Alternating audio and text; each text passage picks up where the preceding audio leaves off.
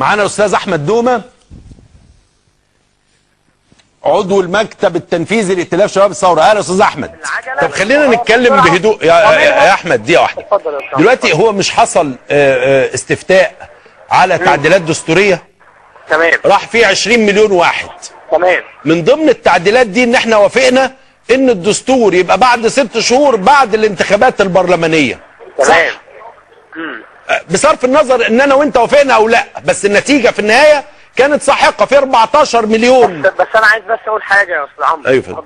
صحيح ان احنا يجب علينا ان نحترم قرار الاغلبيه وما اتت به الديمقراطيه في النهايه، لكن عايز اقول ان التعديلات الدستوريه دي في حد ذاتها كانت كارثه في مرحله ما بعد الثوره، كارثه لان مفيش تعديلات. على الاقل لو قبلنا بمبدا الاستفتاء على تعديلات دستوريه مفيش استفتاء يتم كده، وانا كنت عند حضرتك مره واثنين وثلاثه في البرنامج.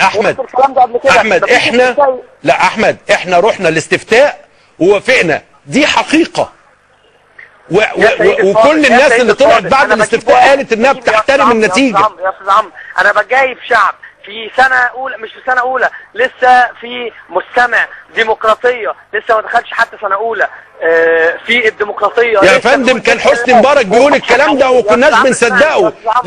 ليه وقت مبارك لما كان بيقول الكلام ده كنا بنزعل منه بقى؟ كان بيقول اي كلام يا استاذ عمرو. هو لا الشعب المصري ال 20 مليون اللي نزلوا يا احمد دول ناس اكيد عندها وعي سياسي طبعا انها راحت انها تنتخب.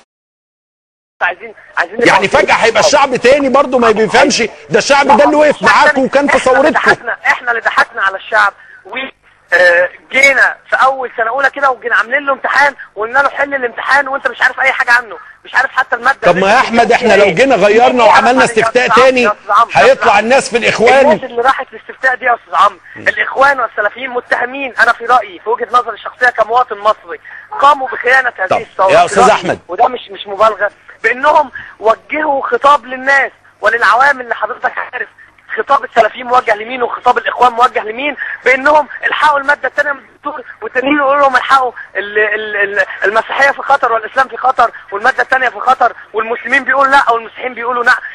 ده خطاب غايه في الاضمحلال وغايه في التخلف وغايه في الكارثيه في مرحله ثوره.